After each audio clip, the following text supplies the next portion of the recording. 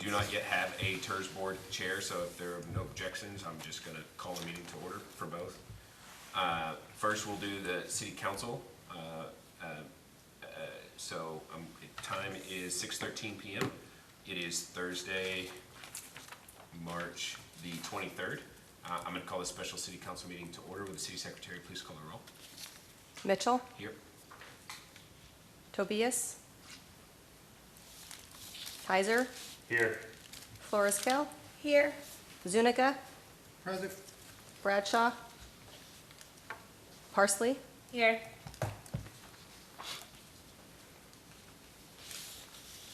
Okay, we have 5 members present, and at the same time, I'm going to now call the TIRZ Board meeting to order.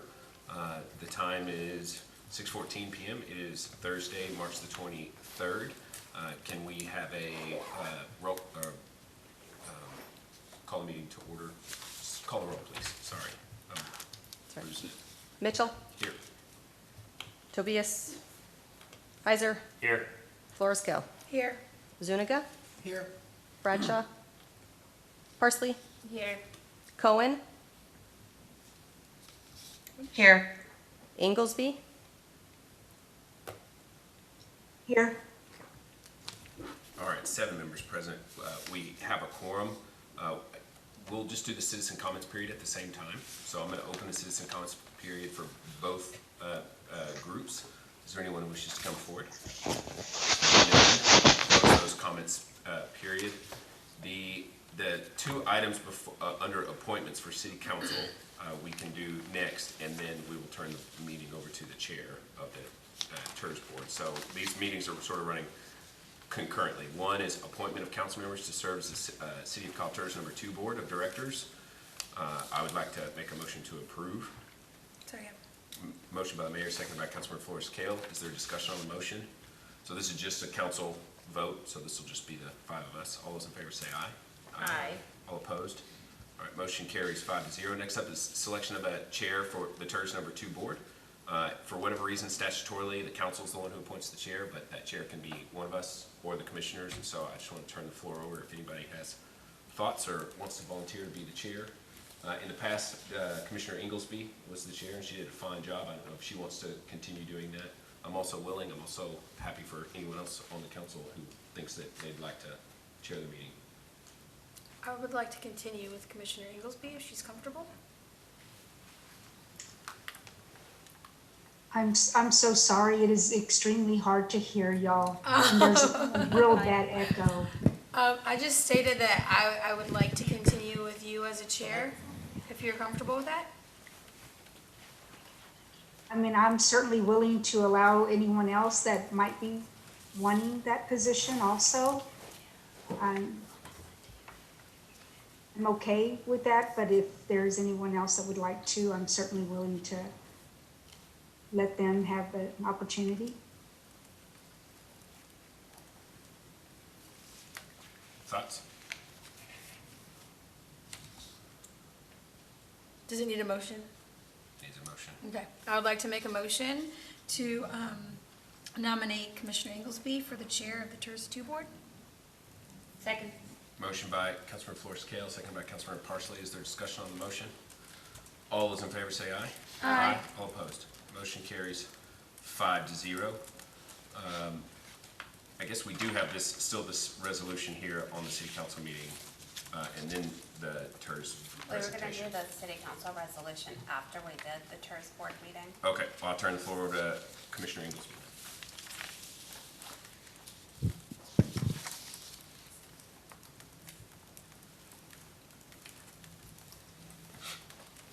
Mayor, did you turn that over to me? Yes, ma'am. I'm so sorry. Okay, so I guess are we on item number 2, approval of the minutes? Yes. Okay. So if everyone has had an opportunity to review the minutes, I'll entertain a motion to approve. Wait, sir. Minutes from the last meeting? I'm confused. Where's that at on here? We're on before. TIRZ Board meeting agenda, This one? I'm sorry, okay. Roman numeral 2, To presentation, okay. approval of minutes. Oh, from June 21st, 2014. I didn't look at that. Does anybody want to approve it? Do we need to make a motion to approve the minutes? As long as you review them.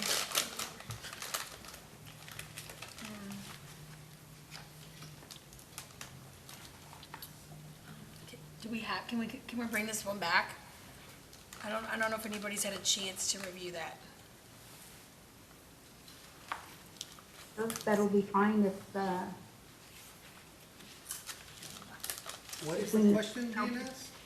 Can we, because we have to approve the minutes, and I'm asking, do we have to do that right now? Or can we do that next time? Do we have to approve them right now? But this is for a meeting that was already was taken, right? Right, have you read the minutes to confirm that they're correct? Please, I mean, you can say please all you want, but. come on. I will say that I could not open the attachment to view the minutes.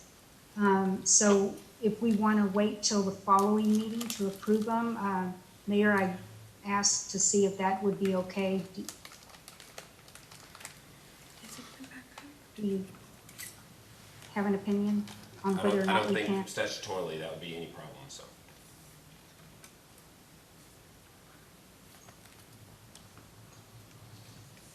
Did you say yes, Mayor? We can Yes. move on and, okay, so we'll have that on for our next meeting. The next item, I think you called already for citizen comment period, and we had none, is that correct? Yes. Okay, so we'll go on to item number 4, presentation. And that's the presentation and history of the TIRZ number 2.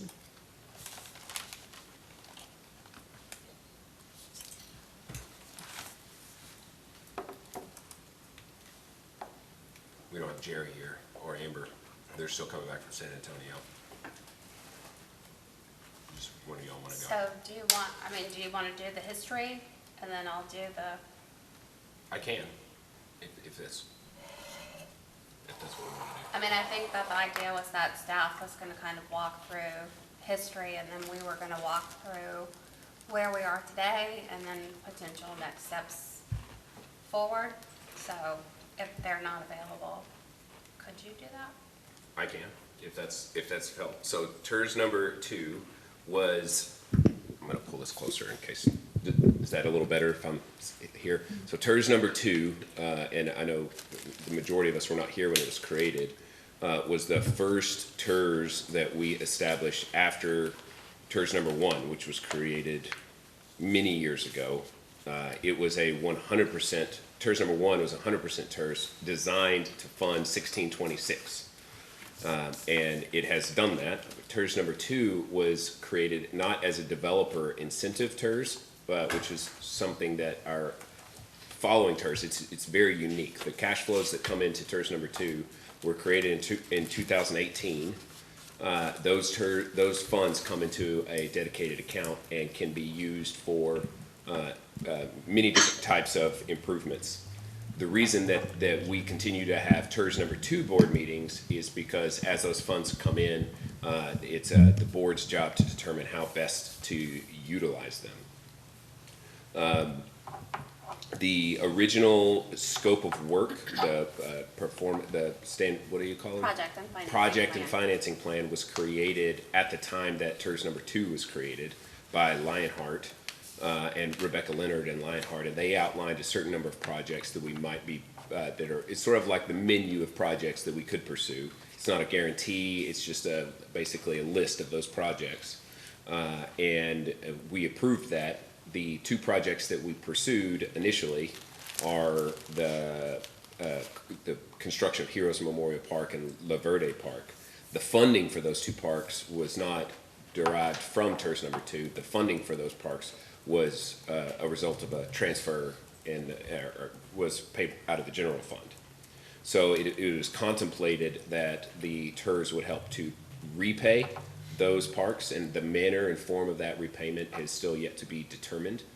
And then additionally, as new cash flows come in, one of the things we can do is pay for like the maintenance of those parks. which is where the contract that we recently did for maintenance of Heroes Memorial Park is paid out of TIRZ number 2. There is a contract for landscaping and maintenance of the shared parking agreement that we have over the Hayes Performing Arts Center. That maintenance contract is paid for out of TIRZ number 2. And then I would expect that as the La Verde Park is opened, that maintenance contract will come forward and be requested to be paid for out of TIRZ number 2. So that was always kind of the plan, at least initially, was that the city was going to seed the money for those two projects, and the TIRZ would help to pay for the maintenance and operations. That's all going fine. There are additional cash flows that are coming in. And so I think it was in August of last year, after a lot of work with the developers, we passed what was called a retail roads agreement. It was a very complicated agreement, but the main thing that it accomplished was trading land for the city's participation and willingness to fund 2 different stretches of road right at the heart of the brick and mortar district. It's a value roughly of $8 million that we committed to fund, and the trade-offs that the developers gave back to us was roughly the same. With that, there's we were contemplating 2 different possible ways of funding those roads. The first way was through a city-issued CO bond, and then the TIRZ could pay the debt. That is the model that TIRZ number 1, which is the funding of 1626, uses. So there was not the TIRZ itself, that TIRZ number 1 didn't issue the debt to pay for 1626. The city issued the debt. And then as the money came in, you think of it as like a bank account that the city and the county are contributing to. Those cash flows are being used to pay the debt on TIRZ number 1. That's what we were proposing initially with TIRZ number 2 for the retail roads. However, it's always been in our mind that the better way to do it would be to issue a TIRZ revenue bond, so that we take the cash flows from within the TIRZ itself to issue the debt, and so the liability and the repayment is completely consumed by the TIRZ, and that was a discussion we had last year and have been pursuing as well simultaneously. But the thing is, in order to do that, we have to change some of the bylaws within the TIRZ. And then we're also going to have to extend the life of the TIRZ so that the debt that the TIRZ would issue would be paid back by a TIRZ that would be legally in existence for that, so that the debt could be repaid. And so we've been in conversations with the county about those things. And then, there are additional projects in addition to the retail roads agreement that I hope that in the coming months we might be able to discuss how we might try to fund those, but that's pretty much the history, of TIRZ number 2, as best as I can tell. It's a big, wide stretch piece of the brick and mortar district, and then all of the commercial and residential that sort of surround the brick and mortar district. So it was created before any of that development took place, which means that the cash flows that are coming in now in year 5, heading into year 6, are pretty substantial. And so I think, for myself at least, what I would say is that I think it's very important that we use those cash flows in a very efficient manner to get maximum value out of them, in such a way that we take burdens off of the city and off of the county, so that those dollars are used in a collaborative way. So in other words, we don't want to waste it. And part of what this restructuring is about making those dollars count further than if we just proceeded with the plan as is. That's the history. Pervez and I are probably the only 2 that were here at the creation, so I'd love if Pervez has thoughts or anything he wants to add or clarify in what I was telling him. I wasn't really prepared I didn't come up with any notes, so I'm just giving it off the top of my head here. But So for the record, I'm Pervez Mahit, City's Director of Finance. No, that's fine. Can they hear Oh. you? I don't know if they can hear you on my So, what I could add to what Mayor has given as the background or history of the TIRZ number 2 is that this area, the boundary that covers within TIRZ number 2, it's the assessed valuations, both currently, before it was created at the time of creation, and now it is very aggressively growing over the last 2 to 3 years. The TIRZ was created in 2018, latter part of 2018.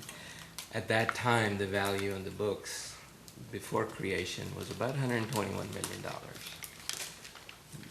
This last tax assessment that we received for the budget cycle we're in, we were close to $600 million. So as compared to TIRZ number 1, this area has been very much generating incremental tax revenue for the TIRZ. This TIRZ is also a 50% TIRZ, meaning the taxes generated within this TIRZ, both for county and the city, 50% of that incremental tax revenue is retained within the TIRZ. The remaining 50% goes to the city and the county. So as compared to TIRZ number 1, TIRZ number 1 is 100%. All of the money stays there. In this TIRZ, I think it was very smartly done at 50% because the city is still benefiting, the general fund is benefiting from the remaining 50%. That is not taken away from the core city of Kyle. Did you say number 1, none of it comes back? Not right now. No, It's no, no, 100% no. stays within the Okay, TIRZ. I just wanted, okay. So I have a question. I know this was voted on prior to the roads bond passing.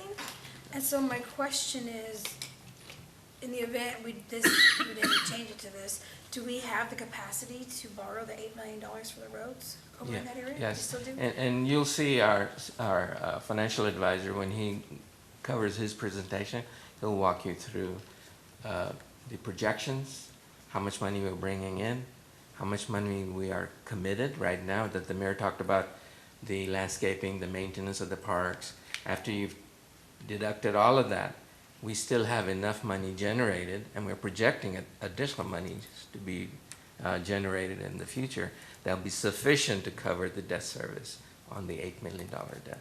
And Mark will walk you But through. we're not we wouldn't need that debt now, would we, the $8 million? Yes, we would. We would have to issue the debt to build the roads, the 3 retail roads within TIRZ number 2. So we're gonna keep the $8 million debt, we're going to, We have not issued the debt yet. right, but as of this point, we plan on maintaining, like, doing the bonds. And then we would extend the TIRZ and then just use that money within. Yes. Okay. So there would be no burden on the city general fund. Those roads will be built solely from the proceeds of the incremental tax revenue generated within the TIRZ. Correct, but when we go out to bond, it'll be under the city's name for bond, correct or no? It's gonna be, It'll have City of Kyle on there, but the obligations will be supported, fully supported. no, I totally, I get it. By the The general TIRZ. fund will pay for none of it. Right. That is totally understood. I want to make sure I understand that it's whether the city not paying for it, but like going out for bond, like the liability of it, right? Not so much the asset part, but the liability part will still be on the city. I'm gonna let Mark address that. It's good. It would be considered, a TIRZ is more of a revenue bond, tax increment, reinvestment zone, revenue bond, and the revenues generated by the taxes.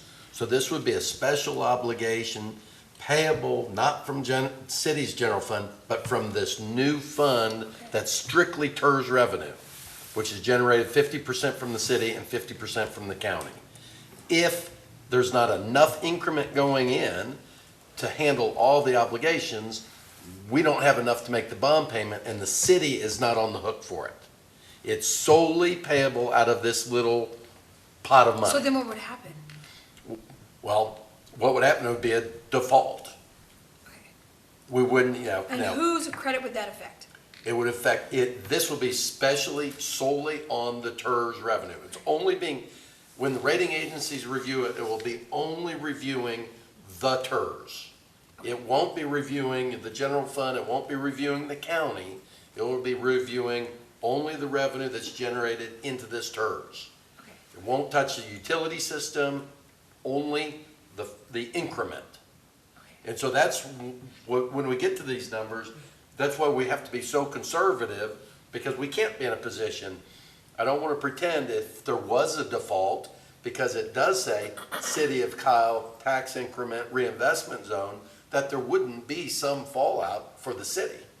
So we want to make sure, just like a utility system revenue bond, it's payable solely by the revenues generated by the utility system, can't get to anywhere else. We want to make sure we're never in a position that we would be in a default.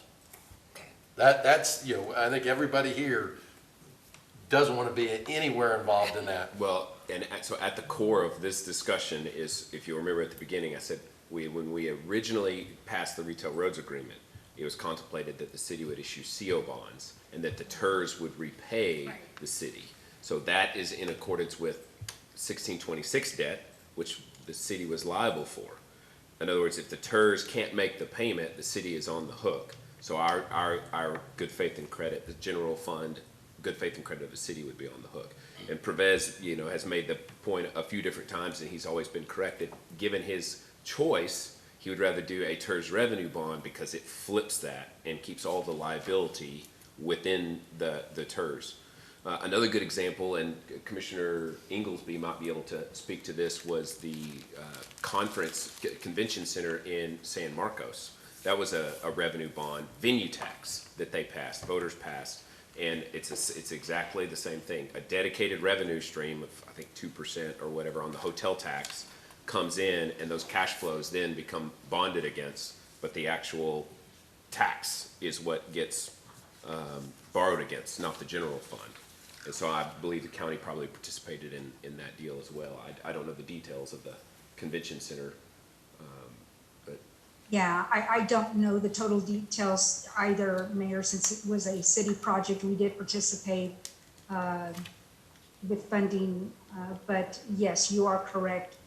We were not liable, neither it was a city, it was the So fund that we're was sort of created. following the same path that San Marcos did with their venue tax, which is a revenue bond.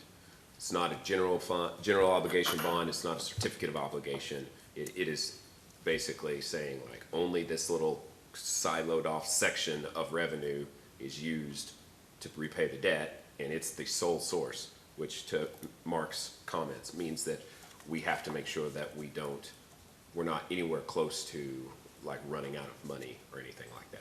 And I don't know that in the state of Texas, there's probably never been a revenue bond fail on any level, because you can't issue bonds for when there's a revenue stream that's not covered by the dedicated revenues coming in. Okay, and that will, okay, so the city will still get their 50%. This Correct. revenue bond will come out of the 50%. The county's gonna get their money from the growth in the area, we're gonna get our money, and then what the money that remains, those cash flows are also really secure, strong cash flows, we're gonna borrow against in that pot.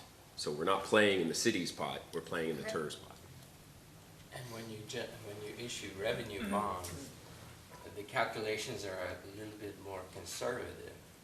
And he'll talk about the debt service coverage. It's much higher when you issue revenue bonds Oh, as tax-wise? compared to Or general interest obligation rise? bonds.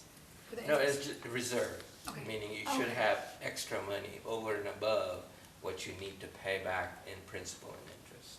Okay. Do we have a general idea of what the interest is gonna be, the rate's gonna be? Okay.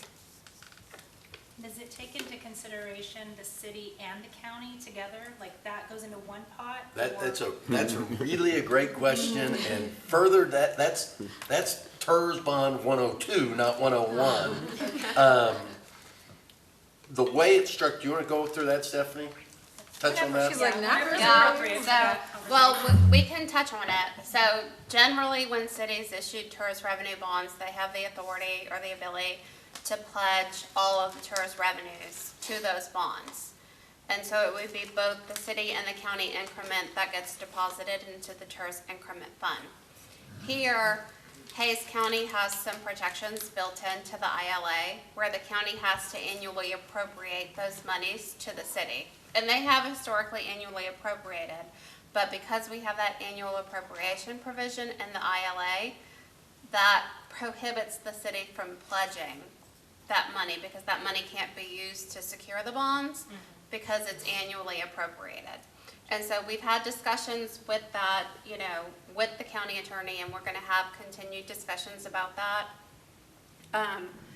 with the county attorney to see if there's a way that we can still provide some of the protections. The way it's been explained to us is that the county has some concerns about issuing unvoted debt.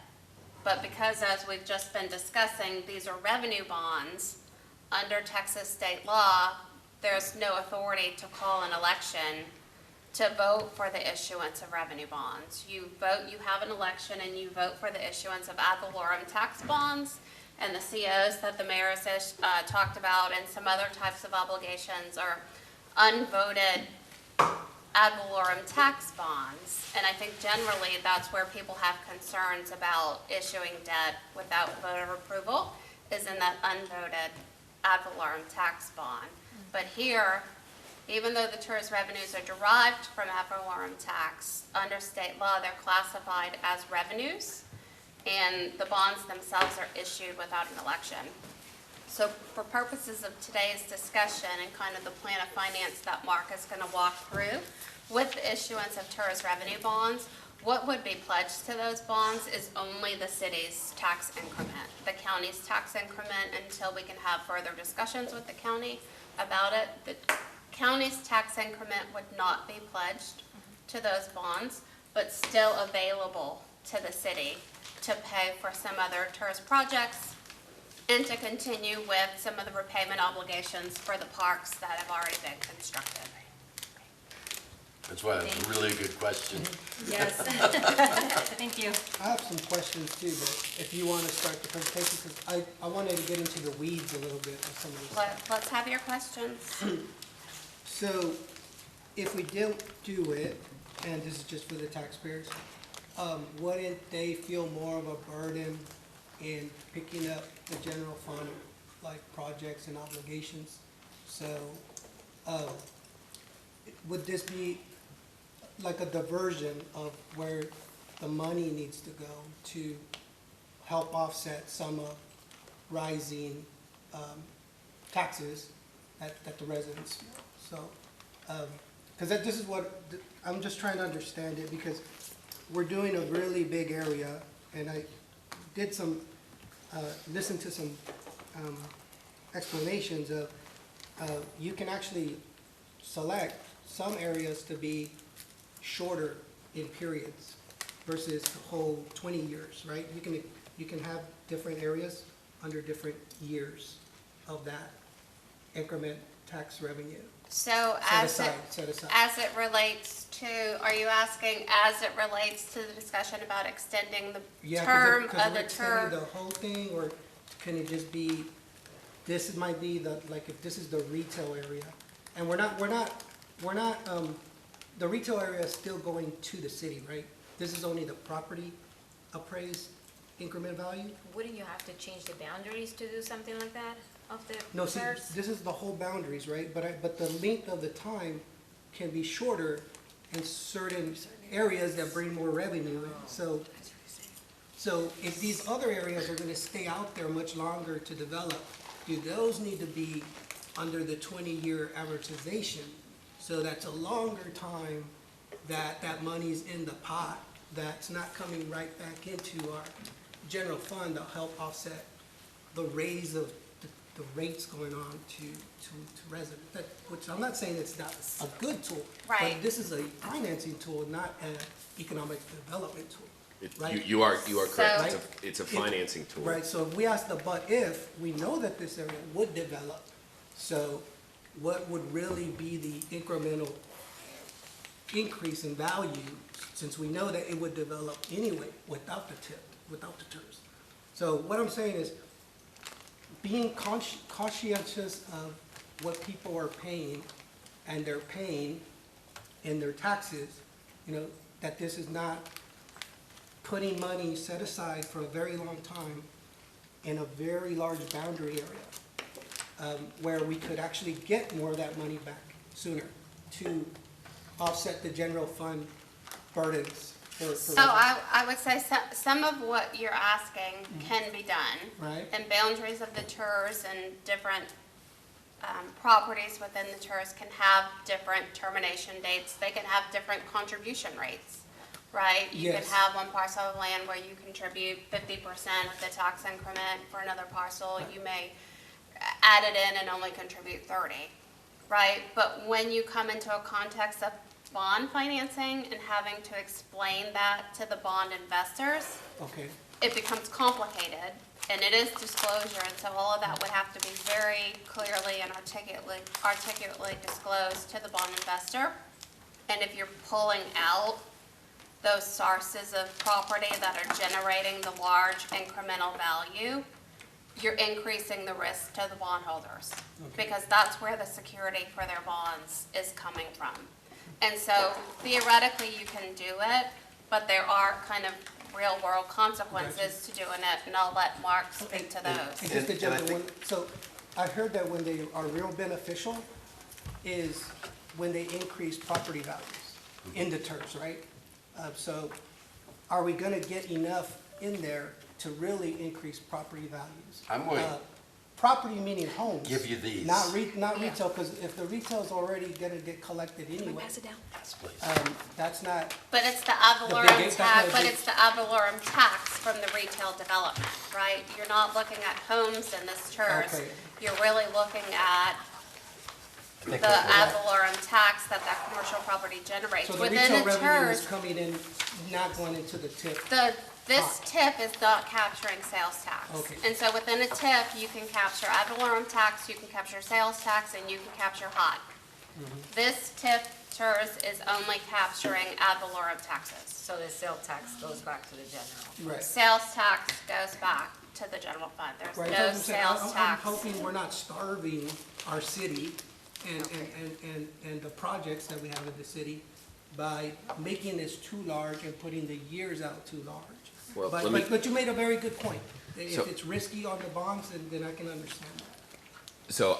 So one thing, so killing this, or reducing the value or the length of the TIRZ is negotiating against our best financial interest because of the county participation and the way this is set up.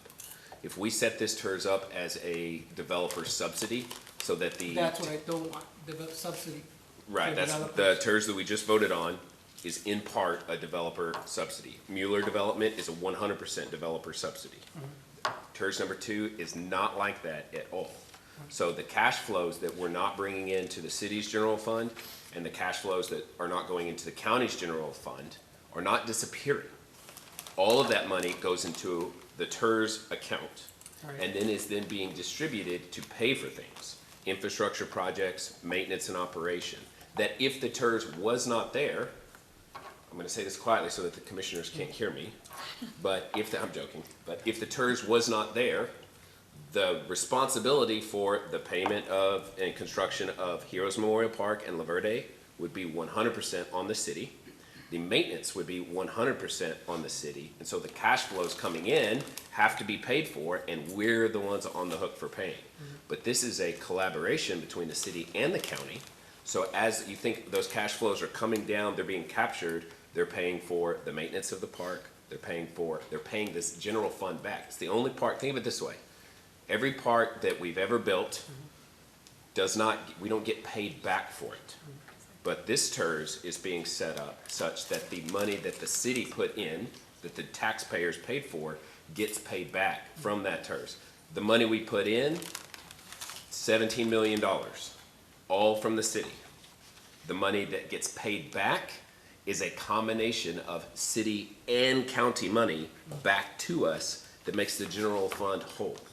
So that is how this project creates incredible value, both within the TIRZ and for the taxpayers who exist outside of the TIRZ. Right. So again, I think if the maintenance, if the TIRZ It disappeared, depends on how you set them up, right? correct. That's why it's Because so even a good important that we TIRZ understand can't- what this Right. TIRZ is. Right, I just want to be clear, not every TIRZ can raise property values. If property values are failing, not even a good TIRZ can bring those values up.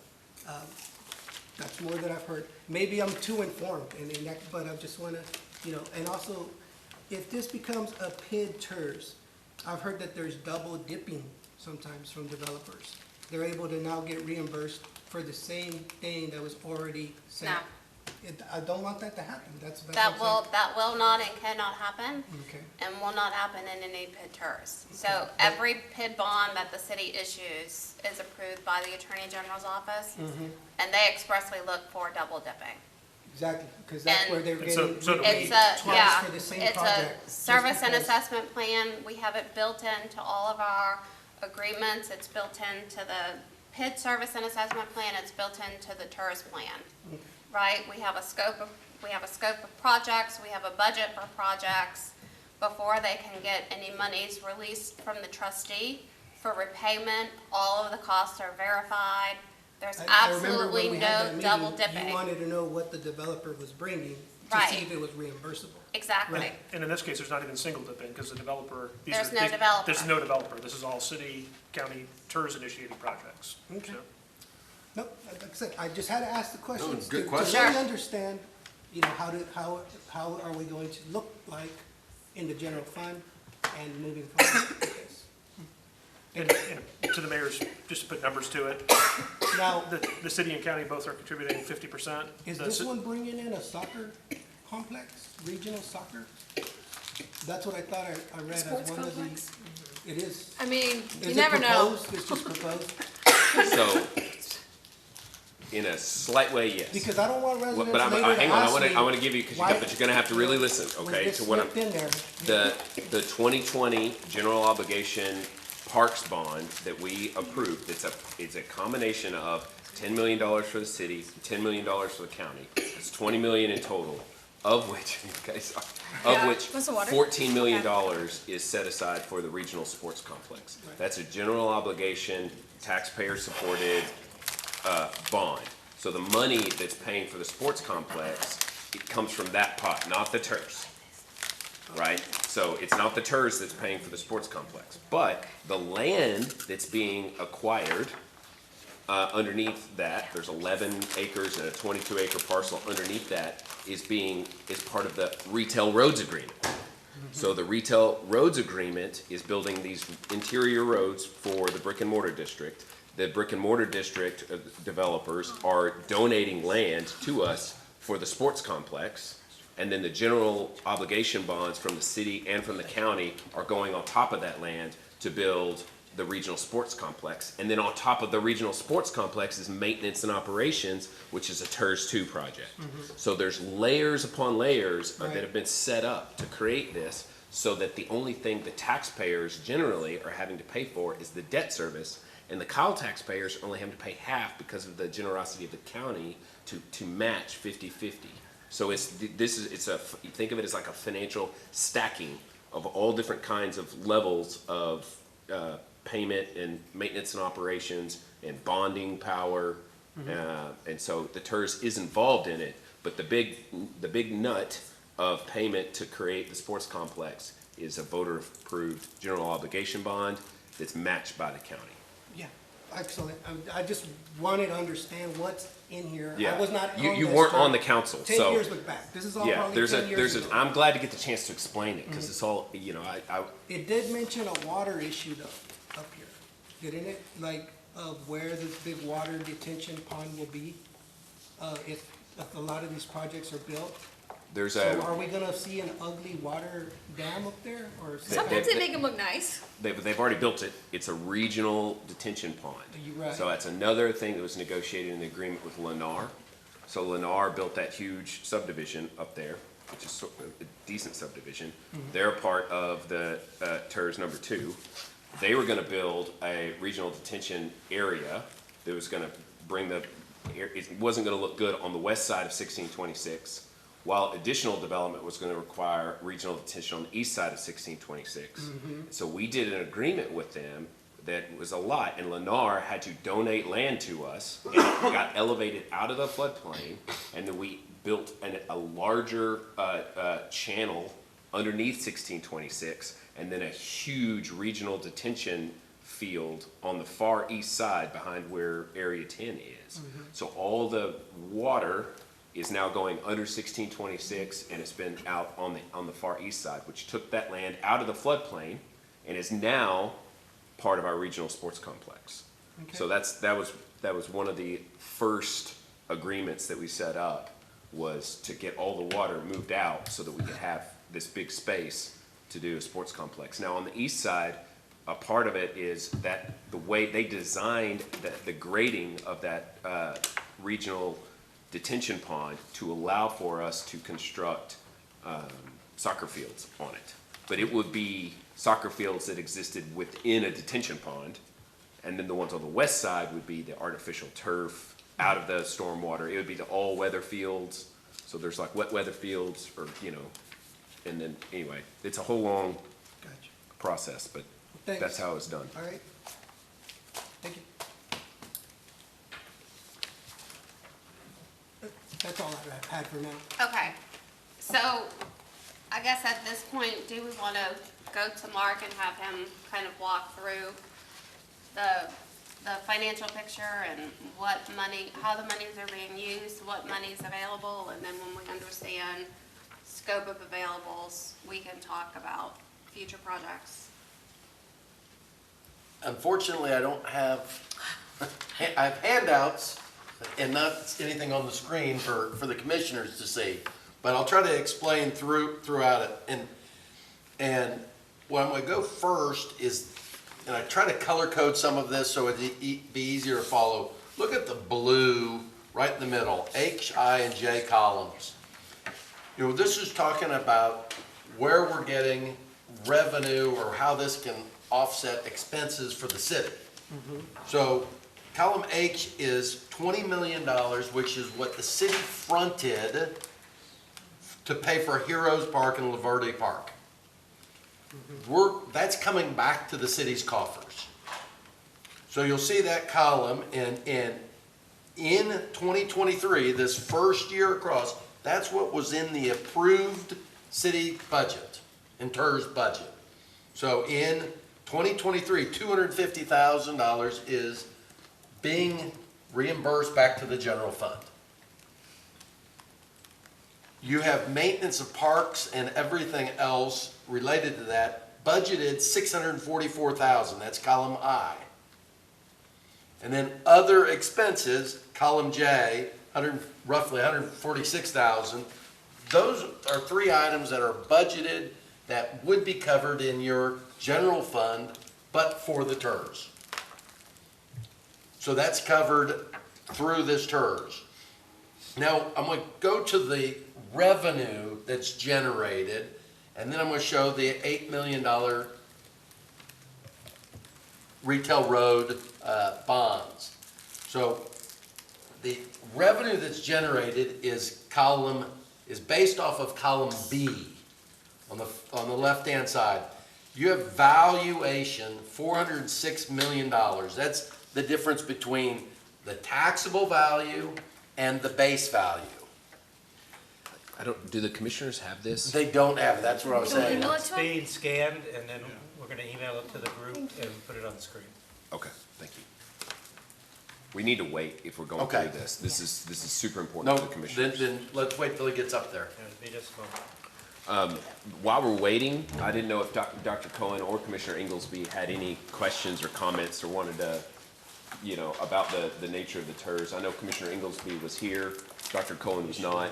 But if either of y'all had, you know, any questions or comments about this specifically, this group, our consultant team right here, there's probably not any question you can have that they wouldn't have the answer for. I don't have any questions right now. I'm listening, I'm absorbing, and I may have some questions after the presentation. So.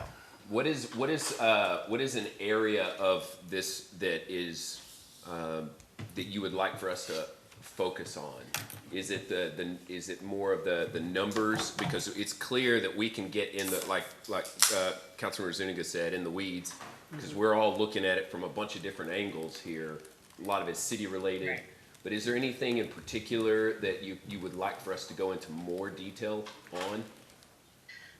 No, not at this time. I'm gonna allow y'all to go ahead and do y'all's presentations, and this is really the first time I'm learning about this TIRZ too, so I'm going to let y'all continue with y'all's presentation so I can get all the information and then basically make my assessments after that. So, Is the Hayes County Youth Baseball Fields in here? It seems like it's close, That's in Buda. it's on the other side of,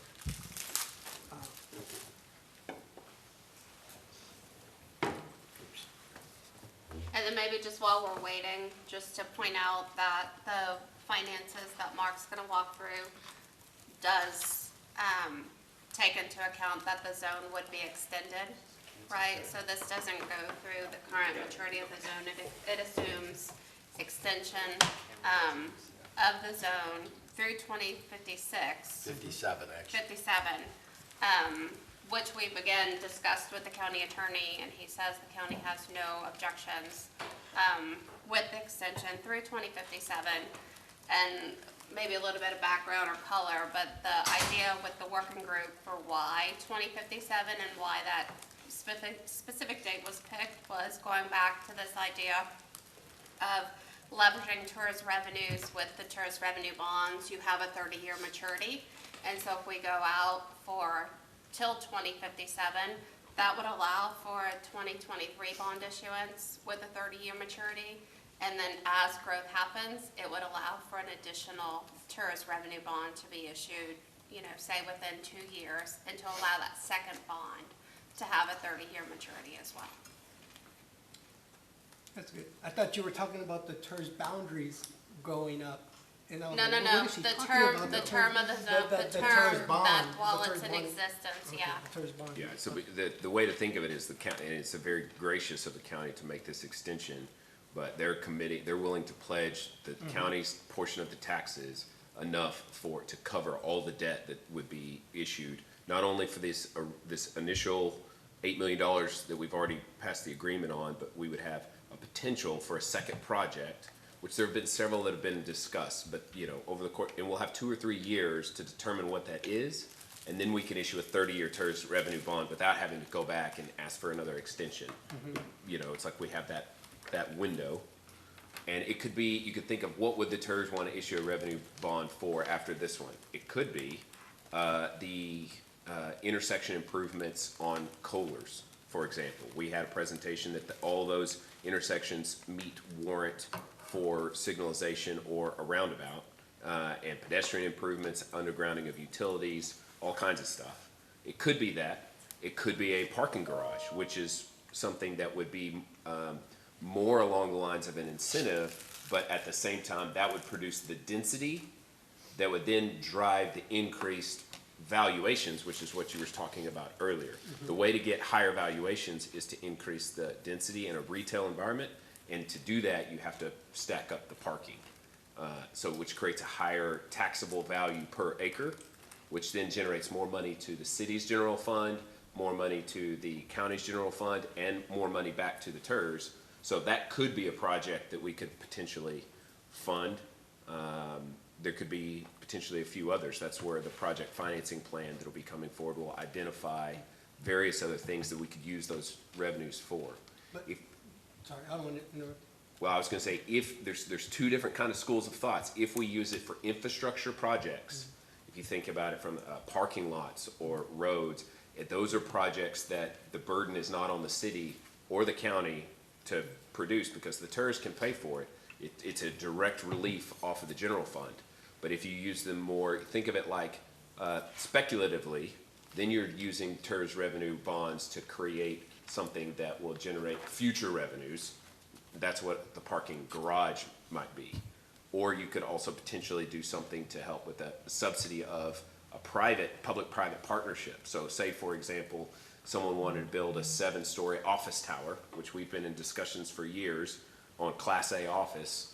Let's say someone wanted to do that. Well, they maybe are wanting to test the market because there are no 7-story Class A office buildings in Kyle, Buda, and San Marcos has a little bit, but even San Marcos not that much.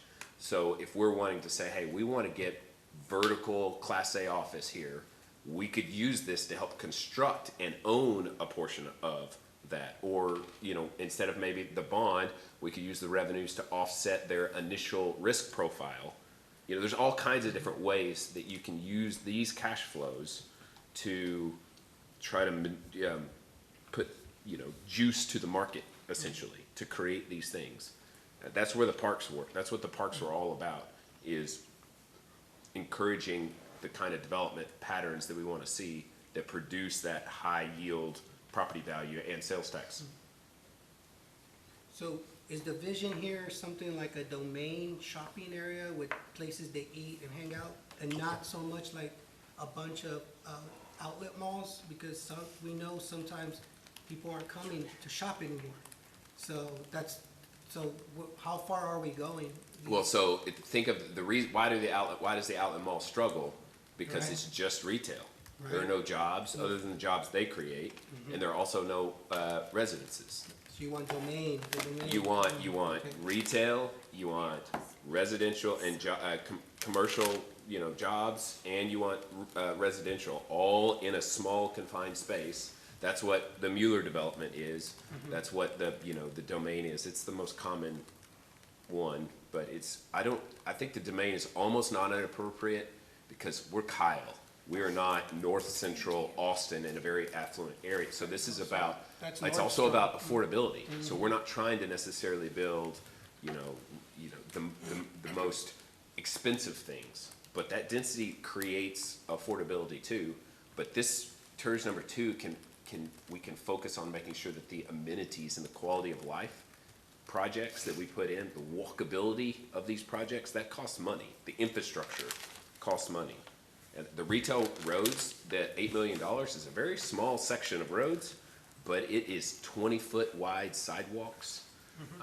It is beautiful when you see the renderings, and which, by the way, they're I think at like 95% designed. They're ready to start building these roads, which is pretty exciting.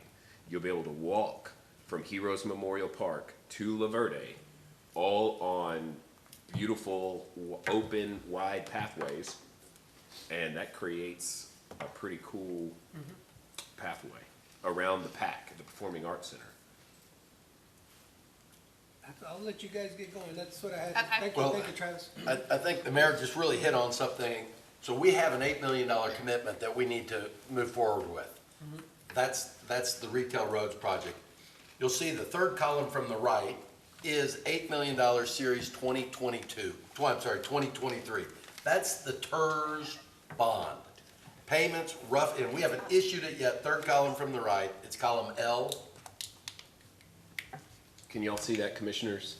Can you see the numbers now? And the Okay, great. spreadsheet's also been emailed to It's, everybody. it's the column L. That's the annual debt service for 30 years on an $8 million project. Starts at $440,000, works up to about $575,000. That's the retail roads, TIRZ bonds, that once this agreement between the county and the city gets in place, extended, we're looking to sell those bonds. So how do we get the money to pay for the debt service as well as cover the other expenses, which are the three columns in the blue, the reimbursement back to the city, the maintenance, and other expenses for the TIRZ. So now we go to how the revenue's generated. So just looking at 2023, left to right, the first column is the year, 2023. The next column is the incremental value. So the TIRZ revenue is generated by the incremental value multiplied by the city's tax rate, multiplied by 50%, because 50% of the taxes, that's the same for the county.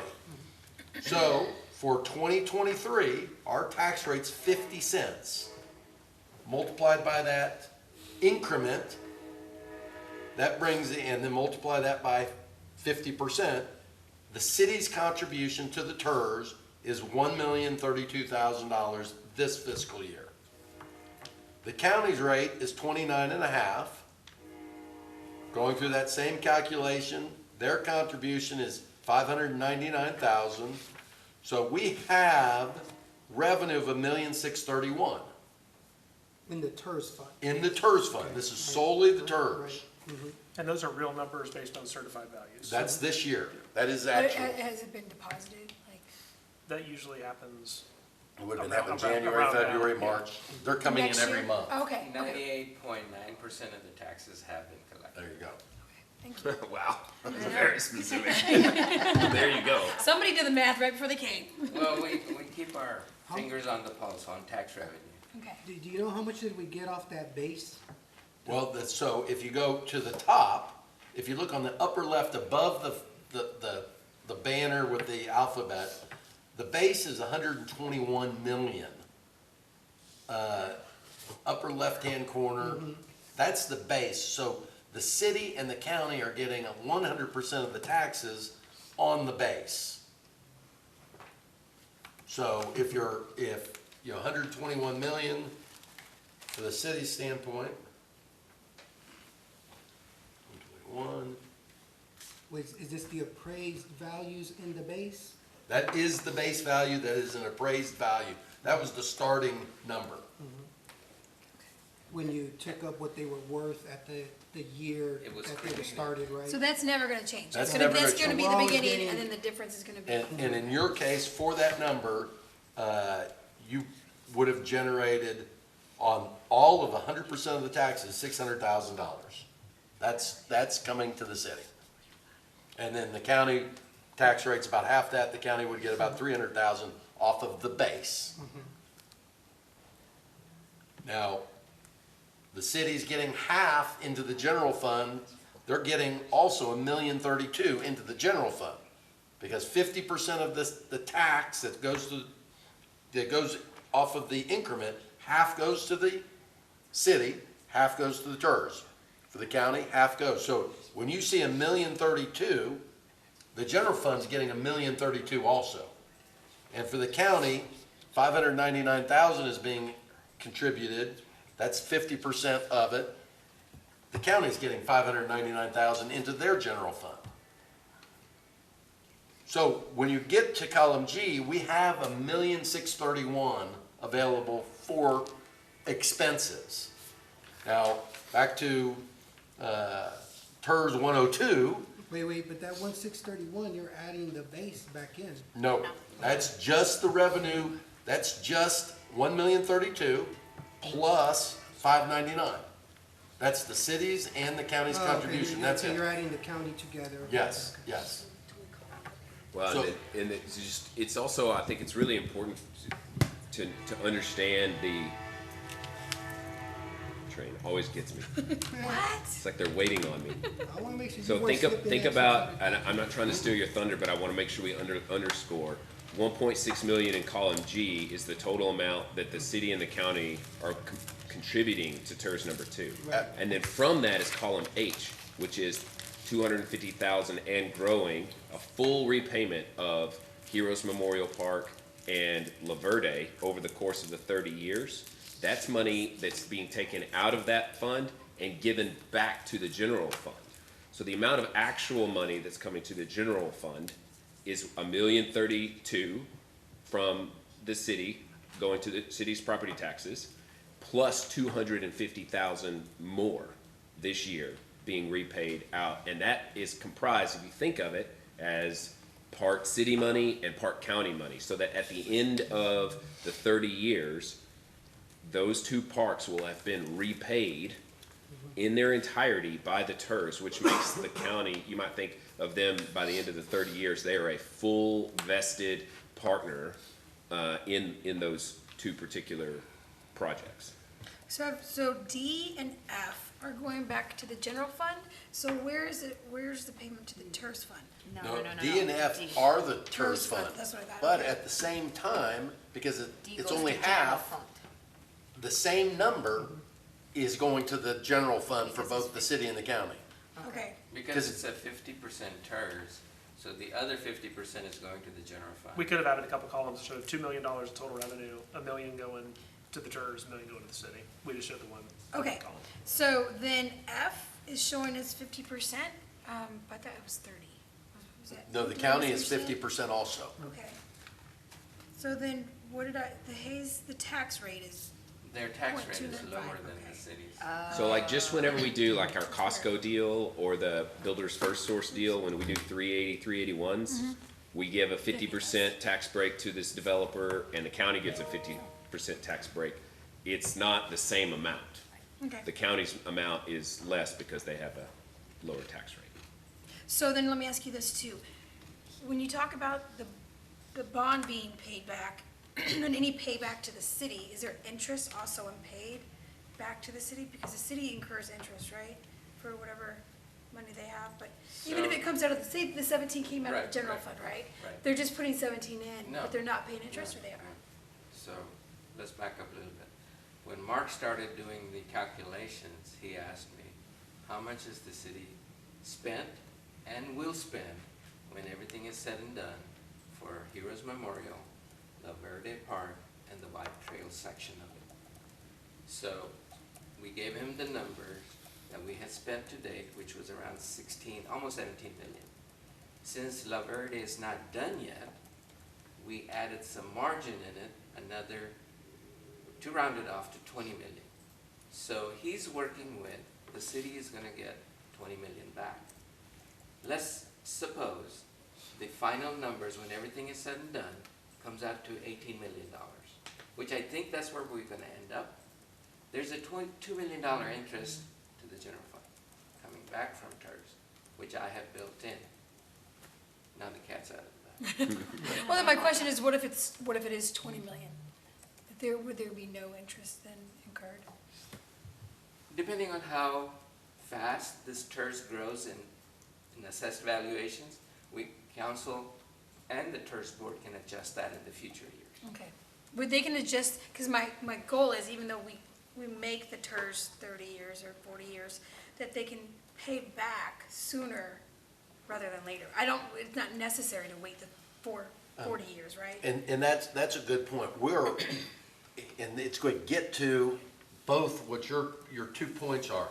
If we grow faster, if that land develops quicker, then there's more money to cover the expenses, then we can push up. We can't get more than what's been paid, but we can push it up and get it sooner. But We can, but it's really important to understand the opportunity cost of expediting the repayments, putting it on this schedule, and then the maintenance schedule. Then we are offered a third schedule of additional infrastructure projects that we can pursue. If we say, well, all new growth has to go to repay the parks as fast as humanly possible, then we no longer are able to maneuver and do new projects. So the parking garage or whatever else we want to do, basically, if you say everything has a trade-off. If we want to change all the cash flows so that as growth comes, we just add all that money into repayment of those 2 parks, we can no longer use the cash flows to do new things. So what I'm proposing and what this is proposing is that we set it up on a schedule. We follow that schedule, knowing that those parks will be repaid. And then as new growth comes, we take advantage of new opportunities, in particular over the next 3 years, because in the next 3 years, we will uniquely have the ability to issue 30-year TIRZ revenue bonds on the future cash flows. So that's what I think the goal should be, personally. It should be to find a way to fund at least one other significant project in that region to allow for us to achieve the vision that we have out there. So right now, what we're talking about is only to fund the retail roads, the 2 roads that were. 3. 3. Yeah, so far, that's all, That's- the TIRZ, That all $8 million is what we're talking about. repayment of the 2 parks, the operation and maintenance of those parks for the life of the TIRZ, and the TIRZ revenue bond to construct those 2 main roads. So, not to get ahead of yourselves, or myself, but these numbers are fixed based on the sheet, right? They're incremental. Only thing that's fixed is 2023, because that's what you all approved as a So if I'm looking at budget. the sheet here, right, if we leave it all alone, by the time we get to 2056, we would have had $947 million out of this TIRZ No, incremental no. value? So Isn't that accumulated? if we're talking about accumulated revenue, you'd have to add up But everything. minus 90 million that it took to get there, right?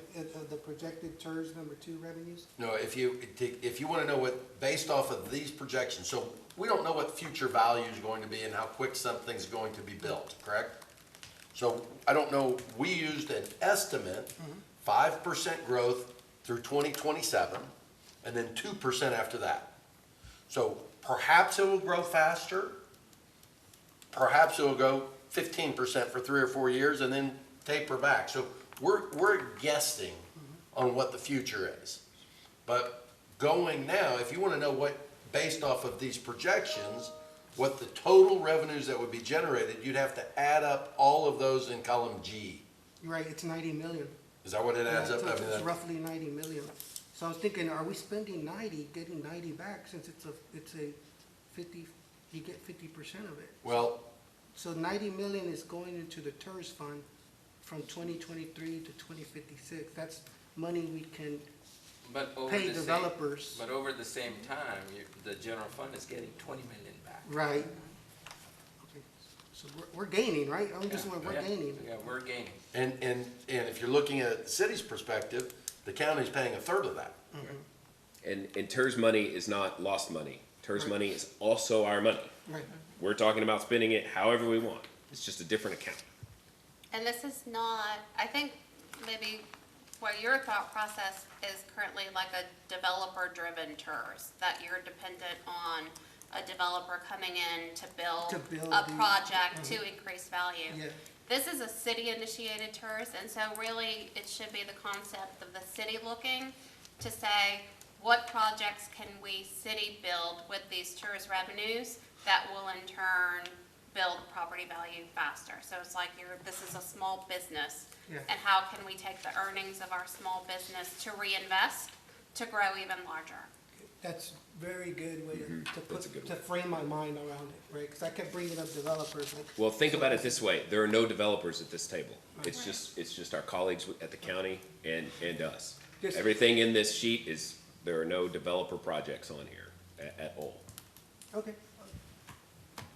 My risk has gone down quite a bit. The bottom line, in 2023, if you go to column K, after revenue that's come in and all your expenses, you have the TIRZ has $590,000 available for debt service. So when we're selling bonds, that's the number that people are going to be looking at, 590. That's what's available. So now, look at the $8 million debt service. So on that static number of 590, every one of the years of debt service is less than that. You can see at 440, 475, then eventually it gets to an average of 575. So based off of 2023 and paying back the city for Heroes Park, paying for the operation and maintenance of the parks, and covering TIRZ expenses, you generate enough to cover an $8 million bond issue. Now, remember what we were talking about early, what can be pledged to that debt service? We can't pledge the county at this point because of the interlocal agreement. We can only pledge the city. So now we're going to look at debt service coverage ratio, city only. That's the second column from the right. Your city revenue, just the city revenue of basically $1.2 million versus the $440,000 of debt service. The debt service on the $8 million road bond gets us coverage close to 2.76. So the city's revenue only versus the debt gets us nearly 3 times coverage, which is what we have to use to sell the bonds. That's our credit. Now, when we have the county money, that county money can't be used as direct pledge for the debt, but it can cover all the expenses that we have. So money's all fungible. So we have a big pot, but the investors will only look at the city's money for the bonds. Now, we may be able to work out different scenario down the road, but in today's world, $8 million can be paid for only by the city money. The city money is plenty to cover that $8 million. Any leftover city money plus the county money covers all the other obligations. So each column down or each row down from that first couple is just we've inflated operations because we know everything costs more each year. We've increased the valuation because we believe growth is still coming. We have taken the tax rate in 2 steps for the city from 50 cents to 57 to 59 to account for the bonds, the road bonds, the $200 million road bond project that we have going. 294. Who wants to round? Potato. And so we're trying to be very conservative. We think this is a good plan to get the $8 million and still pay back ourselves, still cover the expenses, and still leave room for future projects as growth comes. And a good, just as a point of reference for the conservative nature, to prove the case that it's conservative, think of Project Lion King, which we've discussed. That's a potential of $100 million investment into the TIRZ, and you're projecting the TIRZ to go from $406 million to $506 million in 6 years, and they want to be open by 18 months. 18 months. And So if you- that just gives a kind of an example of, not that that's still a speculative thing, but to just give you an example of how much more growth could become available quickly based on the economic development deals. And so it can create that kind of synergy for us to do even more with the TIRZ over the next 3 years in particular. And if you look at the original project and finance plan, they were projecting about 350 million that we'd have in increment right now, and the TIRZ is actually overperforming. They've got 406. That's right. And then by So- 2034, we're projecting 567, and the original plan was projecting over 1.1 billion. So we've taken the assumptions down considerably from what was in that original plan, and if they even just looked like what was in the original plan, you'd have significantly more money here in those later years. I have a question. So the debt service coverage ratio, 2.76 versus 4.19. What do the bond underwriters for these revenue bonds look for as a top tier debt service coverage ratio that gets the best interest rate? McLiney, Texas, sold some TIRZ bonds similar to this 6 months ago. And they were looking at 2 times coverage. So we're looking strong on that. Even without that Without the amended county. ILA By with the ourselves, county. yeah. Yes. And it's on purpose, because remember that coverage is before the obligations, the paying back the Right. city for the parks that we've paid for and those other operations. It's a gross coverage off the gross number, not the net number. So that's why I pointed out we have 600,000 net, but our gross number is much higher.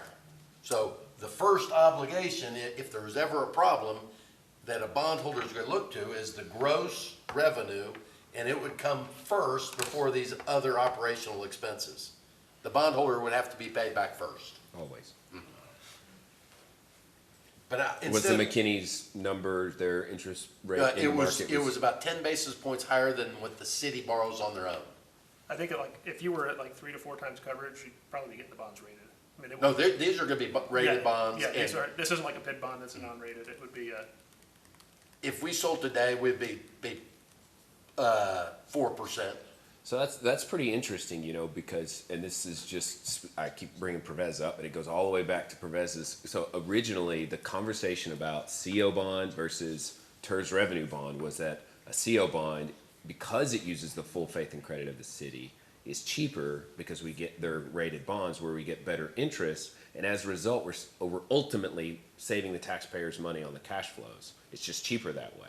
However, because of the strength of TIRZ number 2, if you're talking about 10 basis points, which is 0.1%, in order to take the liability completely off of the city, that's probably a trade that our finance director would say is worth doing every time. And I would point out, there's a couple other things, but we agree with that. We have to probably get a bond reserve fund. That's the city's money, or the TIRZ's money, and it just sits there and becomes a little inefficient.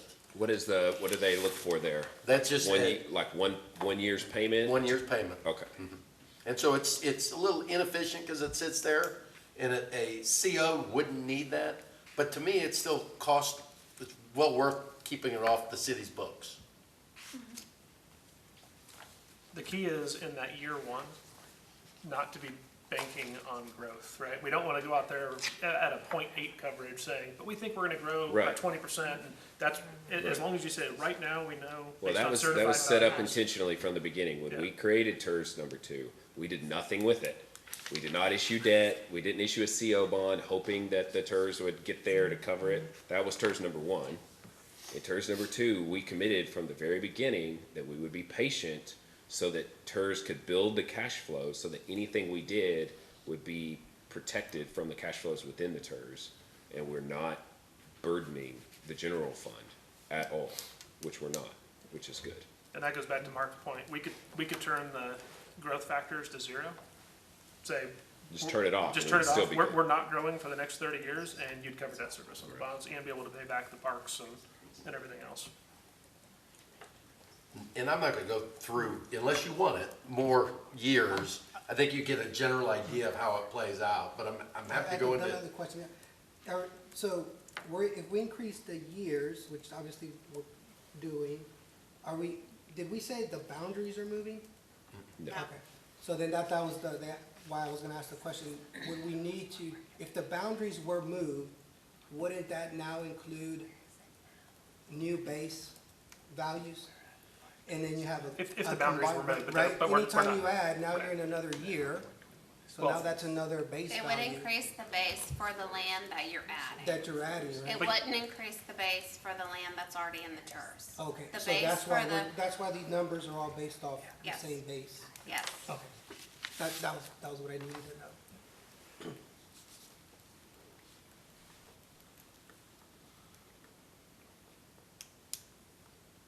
Thank you.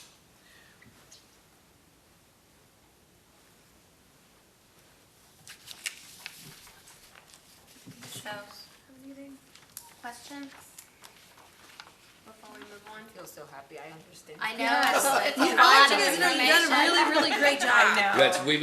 We've been looking forward to this meeting. I've been looking forward to this meeting Me for a long too. time. Yes. And I know our consultants, I look which at by this the stuff, way, it's I so would many consider. numbers that it makes me so nervous. This is like explaining to a second grade. I'm It like, is. Right. Yeah, Well, you did. and they're very good at it. And so I'm going to say this for everyone, and I don't mean to embarrass our consultant team here, but I think we have the best consultant team as it relates to understanding the details. Absolute top tier professionals understanding what we are up to here. We are not flying by the seat of our pants. We know what we're doing, and that's because of this group here. These 4 in particular, including obviously Pervez, give me a lot of confidence, and I hope as they're presenting this, you can see it as well. They really are doing their homework, so I'm just sorry. When I look at an income-debt ratio, I was told that the lower it is, that's better. We have more income, lower debt. This one says debt service coverage ratio. What is the difference there, and why is it safer to be on the larger side? So it's kind of. When you combine kind the of- city and You kind county. of flip it on the head and say, if I have $1 of debt, do I want to have $1 available to pay it, which would be a 1-to-1? Yes, Or do I want $10 available to repay my $1? you which want would be- 10 to 1. So that's 10 to 1. Right. Okay. So the higher, right now we have 2.76. So Okay, you so have now more of a it's- guarantee yeah. to repay the debt when we did combine our And when we have agencies, combined, we have or 4 county and times, city, So that's pretty. at a 4 to 9, 4.19 cents. Okay. But 4 you point, don't, we got that 4.19 times. Oh, times, a multiplier. Yes. Yeah. It's not a So, dollar. well, It's a radio. it's that ratio, so you have 4 times your bond payment. So. So if I had $5 in debt, I would have That'd be $40. $5. I'd have Which $40. we actually do, I'd we're have just $40 not to recover counting the the $5. county's Right. dollars. If We you had actually have 4 times. If- Five would be. No, that'd be 8 times coverage. Well, you said 4 times 5. Well, It's 20. Okay, so that's the ratio. right. Okay. It's just a straight ratio, and back to what the mayor said, 10 basis points is because the higher that ratio gets, the more secure that bond investor is. I still count 4. 20 divided by 5 is 4. Well, maybe I'm getting your numbers wrong or my numbers wrong. For every dollar, if you have $4 to Yeah. cover it, that's 4 times coverage. So that would be 16. You'd have $16 to No, cover. no. The So do- one the in dollar's 4. the debt, 2 and 8. and 4 is the 3 and revenue. 12. Okay. So that's 4 times coverage. Minus the 1 in debt, so you really have $3. Well, that's the leftover, but that's, the way the coverage is your debt and your revenue available for it. Okay. So if you had $5 worth of debt and we had 20, then we'd have 4 times coverage. 5, 10, 15, 20, so 4 times coverage. Okay. Good. It's Thank you. just a straight, one, Yeah. one number divided by the other. Right. I got you. Thank you. And if we have that, the city-only column, the county money's still there, it's available, just the bondholders, they effectively take the county contribution to 0, because in their minds, if they have to appropriate it on a year-by-year basis, they don't want to count on that, so they say, county money's worth 0, we're only looking at city money. But the county money's still coming in, it's still available as part of Yeah, the the commissioners would probably be the first to say, and Mark McKinney has said this too, that like, the county has never just not paid on an IOA in the history of this county. And I don't believe this county intends to do that either, so. The 4 number is actually the accurate number, but because of the appropriations clause, which I think we're realizing we don't necessarily have to have that change, which keeps the county real comfortable with what we're doing, then we're just in a good position. So the bond reserve fund, which is, you said like a year of payments, that amount has to be in the city only, right? No, that would be, it would come out, What I'm saying is since they only look at the city and they know the city's only gonna pay for it, they wouldn't look at the fund that has both in there, would they? they won't care how we get it. It's cash on hand It's versus cash, income, right. so it's like an asset versus an income stream. Okay.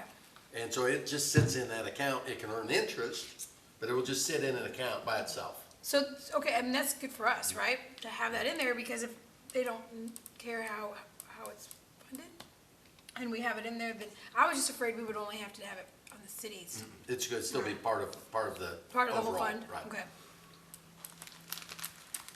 What are we doing with the funds? All the total of the revenue from the TIRZ number 2, do we invest that? Yes, to answer your question, yes. So the city has a little over $100 million invested. Most of it is because we have to keep it liquid Yeah. for CIP projects.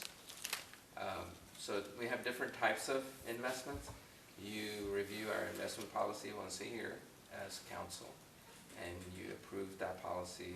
When we bring you the budget, as part of the budget process, we go through the investment policy, and you allow us what kind of investments we can make that complies with the state law. Put it all in Tesla, right? So we have anywhere from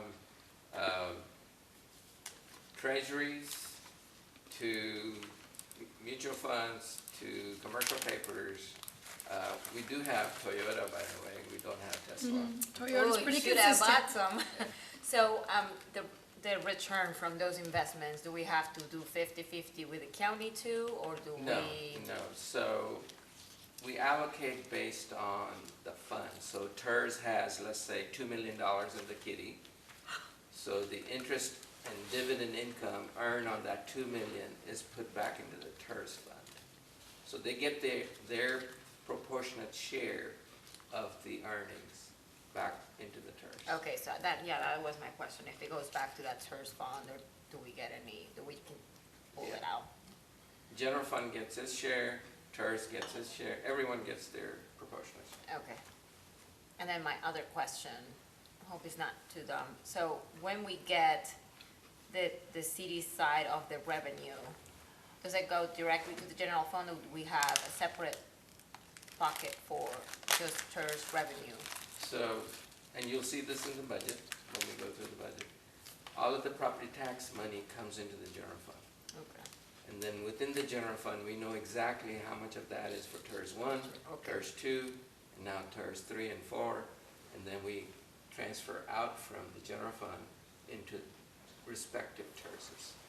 Okay, thank you. You do all that? I'm not, you guys do all that? I used to have dark hair. Are all the TIRZs performing well? What are you gonna say? I used to have. I used to have hair. I used to have hair. We have 1, 2, and 3. We have Are they- 1, 2, and 3. Are they all performing well, Right now, where we're not having other costs that Okay. have to offset expenses? okay, so let me give you the official answer. So we have 3 TIRZs. TIRZ number 3 is the newest one, so it doesn't have a whole lot of money. TIRZ number 2 is one of our best TIRZs because of the property valuations within the boundary and how it's gonna grow into the future. But is it the best because it got captured in at a lower base value, and now number 3 is getting captured in at a higher base No. value? No. That's gonna give us, When we created TIRZ number 2, we already had $121 million of assessed valuation on the ground. okay. When we created TIRZ number 1, it was Two- $181,000. 200,000, yeah. something. $181,000 of Land, just dirt, right? just Just dirt, basically. TIRZ 1 was upside down for the longest time. Just Like very- last year. Yeah. By that, I mean that the debt service payments for 1626 was much higher than the revenue, incremental tax revenue coming in for the city's portion as well as the county's portion. So the general fund was making up the difference for a number of years. For the last 2 years, it has turned the other way where we have surplus monies in TIRZ number 1. Okay. Is that TIRZ eventually gonna pay back the general fund? Or That's what? our goal, yes. When does it expire? 2037, I believe. Oh, wow. Well, that's good. Okay. It just took more time. Yes. I mean, they built a major road. Well, yeah, it's all about, you can't look at it as one is good, one is bad. They were just set up for different reasons and with different objectives. They set up TIRZ number 1 with $0 of land on the ground and then issued $26 million in debt or something like that. $30 million in debt to build 1626 right away. So they did it fully aware that, but it was a mechanism that as it grew, it was gonna start to take pressure off the city. So the city was saying up front, we're gonna issue this debt, we're gonna pay for it, and then as this land improves in value, the county essentially is gonna help pay us back. Right. So the county didn't have to issue the debt, but they did fully participate in the repayment portion. So it's good. Like, you would rather have done it this way than not had TIRZ number 1. Sometimes you have to go in the hole to make money. Correct. Or to get a profit out of it. But TIRZ number 2 is flipped the opposite. Right. We said, we're not going to issue debt and subsidize from the general fund. TIRZ number 2 is gonna be set up to create cash flows, and then we'll do things with those cash flows. Whereas like TIRZ number 1 has had a TIRZ board meeting never, because there's never even been a reason. I've been here 13 years, maybe TIRZ board for number 1 has met maybe 3 times. 3 times, because there's no decisions to make, because it was just set up, it was sort of a set it and forget it plan for a long time. This one's different. So you asked me a financial position question, and that's how I addressed it. Okay. But when you look at the benefit of TIRZ number 1, without 1626, Kyle wouldn't be what it is today. It really opened up economic development in this town. Okay. Thank you, Britt. Yes, sir.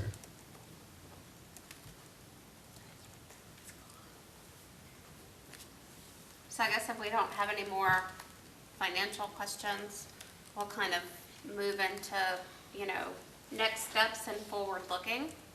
So as we kind of, Commissioners have any questions? I don't. I just want to say that, you know, the future looks bright as it relates to the TIRZ and the revenue that's going to be generated as well as for the city of Kyle. I think it's all great news.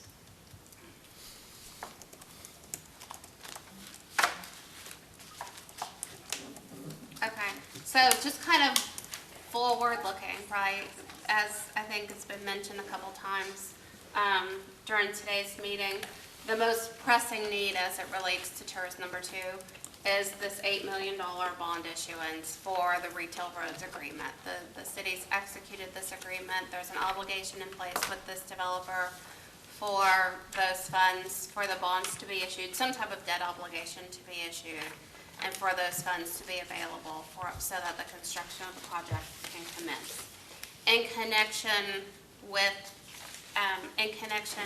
that bond issuance, we want to take the ILA back to the county, to have them amend the ILA, have the city and the county both amend the ILA, again, to extend the term of the TIRZ. In conjunction with the extension of that term, 311 of the tax code requires that we take some of the same steps that the city has taken when it created the TIRZ. And so we have to we have to have a resolution and that's the second part of tonight's city council meeting.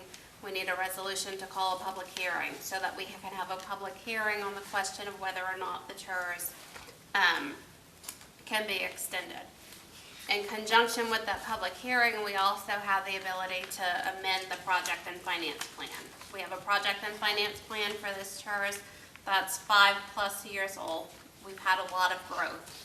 We have some additional capacity. So what we would like to hear from board members, council members, commissioners, right, as it relates to this TIRZ, we have an opportunity to amend the project and financing plan. What types of projects do you all think would be beneficial for us to include in that plan for a prospective basis? Right now, things are very generally drafted. So there are road projects, there are the park projects, and so, you know, from that general category, we have a good idea, but if there's anything specific there, a parking garage related to a potential development that may come in, is there anything related to the sports complex itself that the city thinks would be beneficial? A museum. A museum? Another museum, like a kids museum, an interactive museum. Well, this is the time, it's sort of like the comprehensive plan. If it's not in the document, we not in can't the do plan, anything. right. But because it's in there, we have the choice. It's not an obligation. So this is where it's like, throw everything in there, and then we pick and choose down the road what we want to do Right, so or not. by putting a project into the project and financing plan, in essence, you've created a universe of eligible projects. And you have to be within that universe of eligible projects in order to be funded. Just because something is in the plan doesn't mean that it would be funded.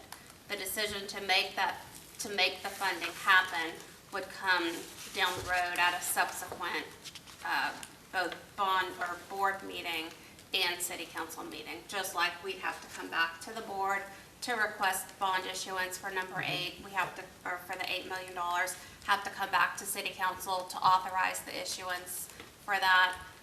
Just because something's in the project plan doesn't mean that it will be funded, but it's eligible to be funded, and there would be additional approvals that would come subsequent to that in order for that funding to occur.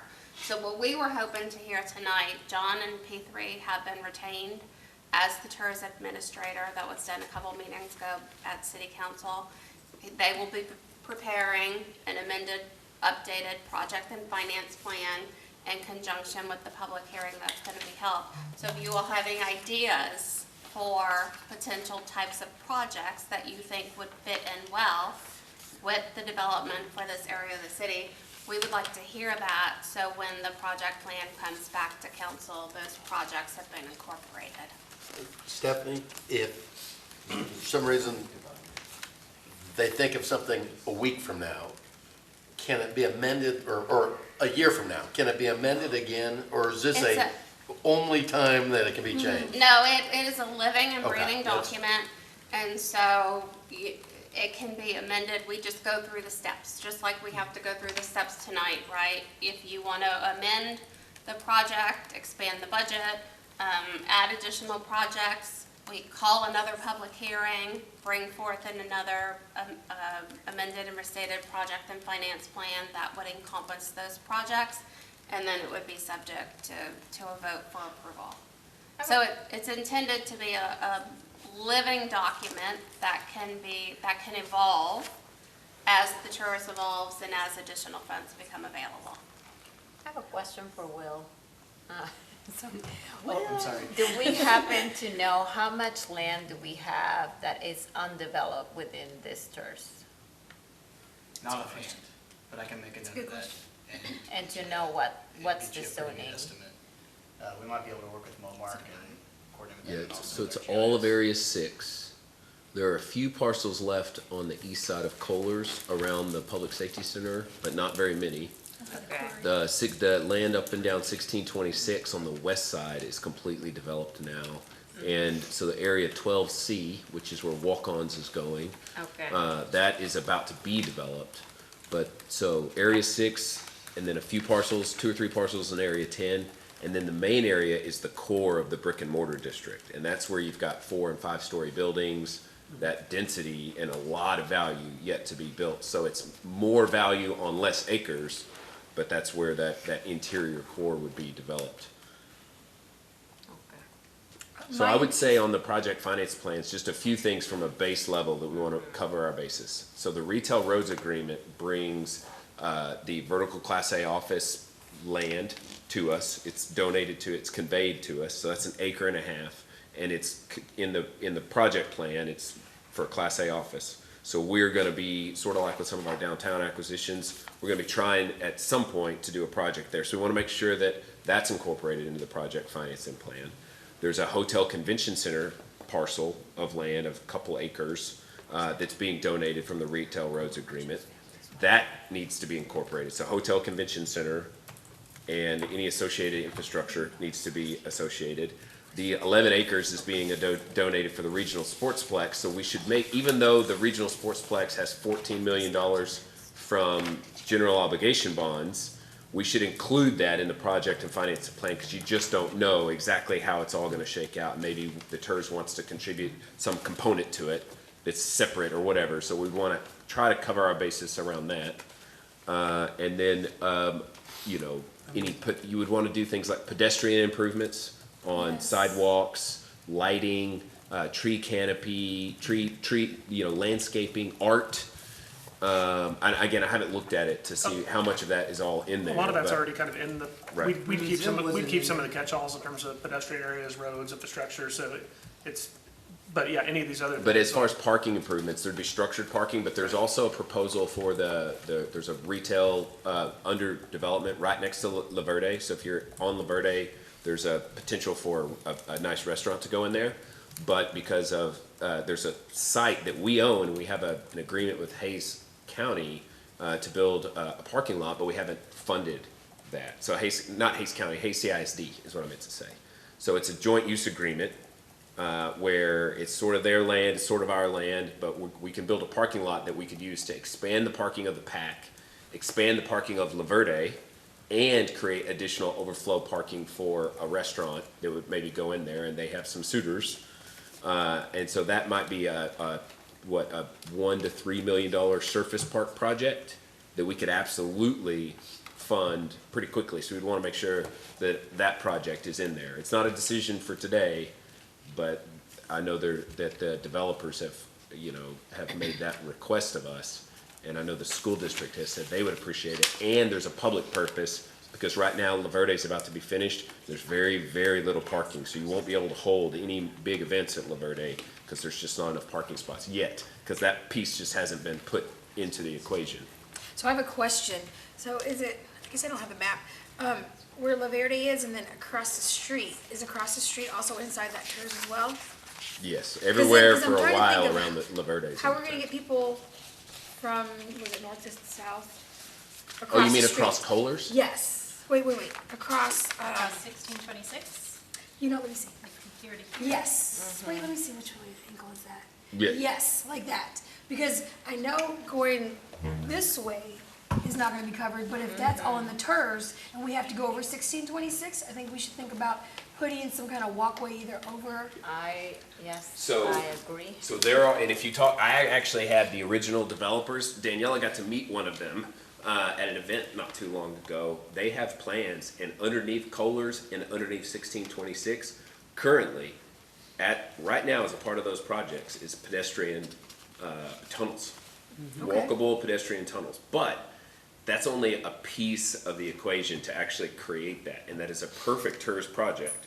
So what I forgot to say, in the regional, when you're talking about the stormwater detention, one of the things that we did with the flows is we increased underneath 1626 to make it such that at the sports complex site, which is all in the TIRZ, they would be able to go from the west side of 1626 to the east side underneath. Now, it's not done yet, but the capacity is, in the planning is being put in for the Vibe Trail even potentially to go underneath there. But at Kohler's and Benner, right where you turn to go into the golf course, right there at Kohler's and Benner is a tunnel underneath that they've capped, so you can't see it, it's under the ground, but it's sort of like sleeved for pedestrian. But the thing is, it's like you can't just, jump down in a hole and walk across, so you have to unearth it, then you have to create sort of ramps down to it, and you have to put lighting and all kinds of stuff, and it would cost money, but the plan is already there. It's in those documents under. Yeah, it's already listed, isn't it? Right, so there you go, that's another really great But the potential museum, project. getting back to the museum, do you like that idea for kids? Because we want people, tourism down there? I mean, wouldn't that complement well with, That's why I was asking Will, how much With the land do school we have district and undeveloped stuff? and what the zoning is, because we that's might a, not have room. I think the residents, we like a really museum type of feature in Kyle. Well, so we could definitely just put it in the list Put it in and the list. discuss it more down the road. One potential is if we're doing that hotel convention center, Right. there could be sort of an art museum type component to a convention center. But that's a perfect place. Once we get it's about to, that interior, once we get these retail roads in, that dense development with all the ground floor retail and the walkability is ready to go. And that's when, once that starts happening, that's when you do your convention center deal, and you can get private dollars to get invested as well. So, and maybe we say, like Cabela's, for example. Cabela's was a public-private partnership. Cabela's built it, but have you ever been inside Cabela's and you know that there's that tower, there's like a mountain on the inside? That belongs to the city of Buda. It is owned City of Buda property. And there are other spots, and so they don't pay taxes on it, but there's a deal that was struck there. We could do something very similar, where a private company comes in and builds a convention center on our land that we own, and so we give them some subsidies through that, and we also carve out a piece of the convention center to put a museum in, for example, or something along those kind of deals are all in the future. But the retail roads agreement is what's holding up our ability to even start the regional sportsplex or the hotel convention center discussions. We have to do the retail roads agreement because those lands don't convey to us until the projects are let for construction. Until the construction companies go out there and start building, then that land conveys, then we get to go to the next step. Sorry, I'm a total geek on this. This is my jam. No, we hear you, but residents have needs, right? So they're driving to other cities too for. Oh, I know. I promise you, if I could have I gotten want the those retail roads dollars here. agreement, I want those fun things here. I do just as much, I promise you. And I'm trying. That you have to be creative financially in order to do that. The TIRZ revenue bond is such a special thing because it doesn't cost against our bond rating as a city or the county's bond rating, and it doesn't have to go to voters. It doesn't. It is the ability to take a percentage of our cash flows with county dollars, and you got to think of it like precious resources, because we can do so many more things with the TIRZ revenue bond than we can with a city's GO bond or a CO bond. So wait, so since it's gonna be a different type of bond, do we have to take another vote on that bond? Since we're Like changing a the bond type? election? No, we know how we voted for the, CO bond? Yes. Well, so that's what passed, so, but now that we're doing a different bond, do we have to take a vote on the TIRZ revenue bond? Since it's not gonna be a CO, and I'm just trying to be statutorily correct or like administratively, do we have to do that? Because I voted no for the CO, but I would not vote no for the revenue. So we did come and kind of, as part of the TIRZ budget process, right, agree to this $8 million project for the retail roads. As it relates to the bonds themselves, it's not statutorily required, but what our firm typically does is, because the city has to issue the TIRZ revenue bond, we have the TIRZ board request that bond issuance. So that when we come to city council for approval of a bond ordinance to actually issue, we have TIRZ board formal sign off on both the request to issue a debt and for that specific project. And so in connection with the $8 million TIRZ revenue bond that we're talking about, we would have subsequent actions. We'll come to TIRZ board, ask them to adopt a resolution, or ask you all to adopt a resolution to request that the city of Kyle issue that bond on behalf of the TIRZ board. Okay. Okay.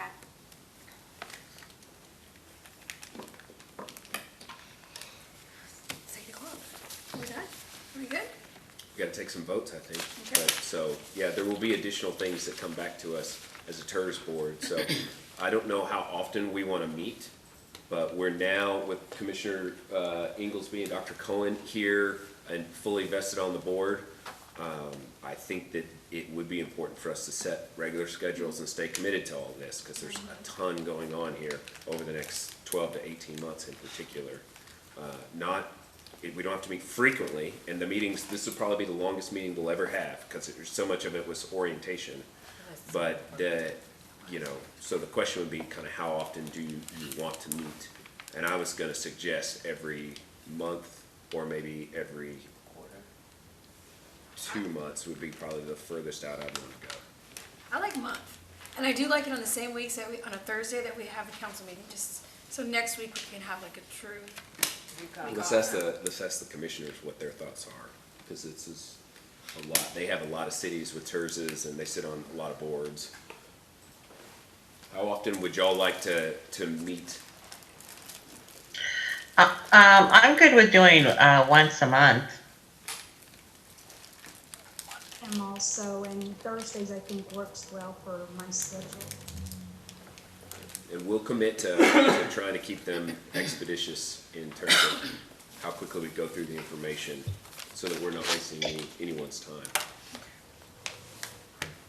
I really appreciate Yeah, all the thank you. explanation, like, this was wonderful. I feel a little bit smarter now. I know, me too. Okay, so I have to do one item, and then I don't know if Commissioner Inglesby has a couple items. Will you email me the contract? So I have the set of public hearing item, Yeah. and then the TIRZ board needs to set a vice chair. That'll be, so if it's okay with you, Commissioner Inglesby, I'll finish out the city council item, and then you can go through the remainder of the TIRZ items? Okay. That'd be fine. All right, so I'm gonna bring up agenda item number 3, consideration and approval of a resolution setting a public hearing under sections 311.07 and 311.011 of the Texas Code for extending the term of and approving an amendment to the project and financing plan for TIRZ number 2. I'd like a motion to approve. Second. Motion by the mayor, seconded by Councilmember Parsley. Is there discussion on the motion? It's just a council vote. All those in favor say aye. Aye. All opposed? All right, motion carries 5-0, and I will motion to adjourn the city council meeting. Second. All right, it is adjourned, and I'll turn the floor over to Commissioner English. So our next item to discuss is appointments in the selection of a vice chair for the TIRZ 2 board. Are there any nominations or anyone willing to do that? Vice Chair. What about Travis? If that's good with y'all, I'll do it. I think you guys work well together. All right, you got There a a motion? motion? Okay, I'd like to make a motion to nominate Mayor Mitchell for vice chair. Second. There's a motion and a second. Any other discussion? Will we take a vote? If not, all in favor say aye. Aye. Any opposed? Aye.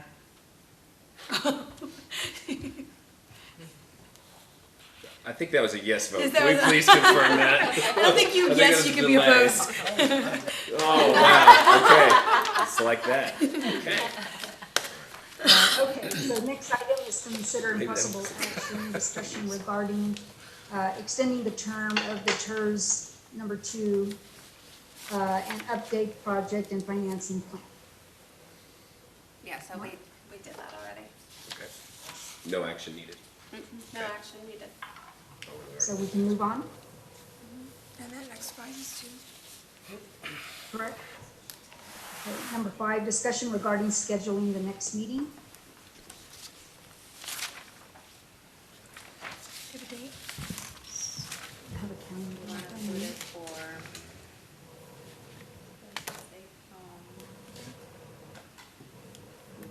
the 19th or the 5th? Oh, 5th. So would that be April 27th? Is that Oh, correct? sorry, or- the 20th or the 6th? It would be the 20th. And we can attend over Zoom. Would that, we wouldn't have had a quorum if you. No, it'd be April 20th? We That's won't be here. Oh, you won't be here on the 20th. Okay. Then Ashley and Tobias will have to be here. Yeah, we can just make sure that one of the Yeah. two are We here. gotta kind of commit to a schedule though, so. Yeah. Can we Was be on that, Zoom? is Yeah. Yeah, but for a As long as quorum, the for quorum it is have to be, here. yeah. Right. And what is a quorum of the TIRZ board? Oh, yeah, because if they're here, Right. okay, I think we'll be okay, So right? a quorum of the TIRZ board should be 5. So as long as 5 of the 9 of us are here in person, Okay. then we can conduct 2, business. 3, 4, 5. Yeah. Okay. So when was it, April 20th. 20th, okay.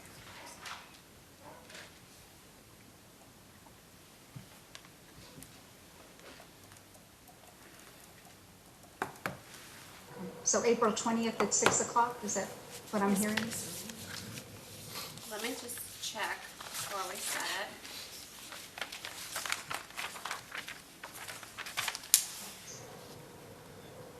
I just want to go to the tax code and see if we need to have, because we have the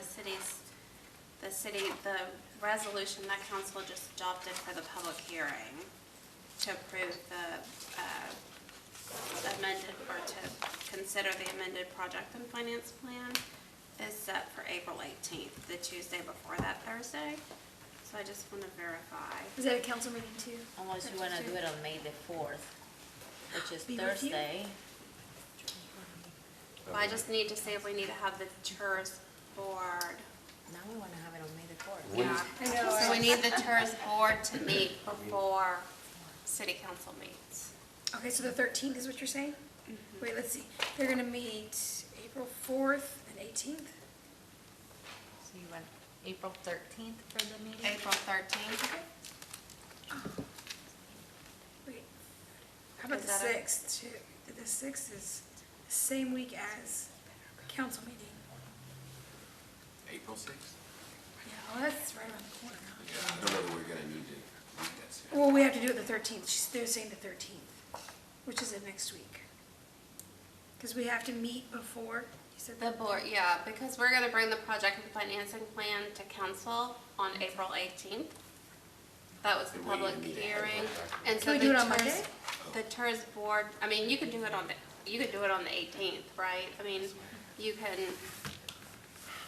Like before? Oh, let's- before, we just have that procedurally, the TIRZ board has to approve the project and finance plan before city council can approve it. Okay. We should do it on the. And that's gonna be a fairly short one, right? That's gonna be As long a as we- fairly short We'll one. get that information ahead of time, and we can ask the questions and all that, okay. Yeah, then I'm, 13th then? Okay. Stephanie, in theory, when would the TIRZ board request the city to sell the TIRZ bonds? Because we have the commitment, we have that obligation by a set date, I believe.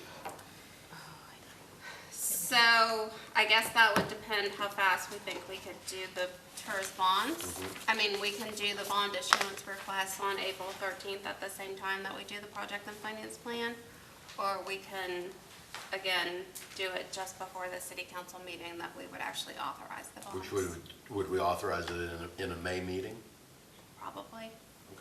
I mean, we can do it. If it's a request, I would suggest we request it on the 13th also. Request it on the 13th also? Uh-huh. Okay. And then we'll, at that date, we'll have a set day for when the council would take action.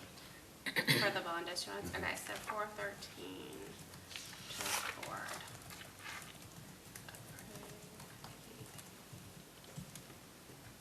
Approve. And request issuance. No, that is an agenda writing day, so you'll be here. I'll be here.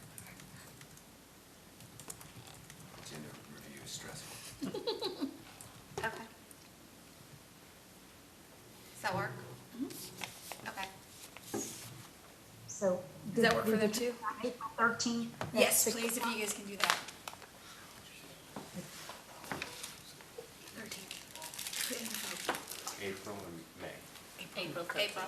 Ours our next TIRZ board meeting. Next item is executive session. Is there any need to go into executive session? No, thank you. So I guess next item is a motion to adjourn. Second. Thank you. Thank you. Good job, team. Aye. Thank you. Bye, Debbie. Good evening. Thank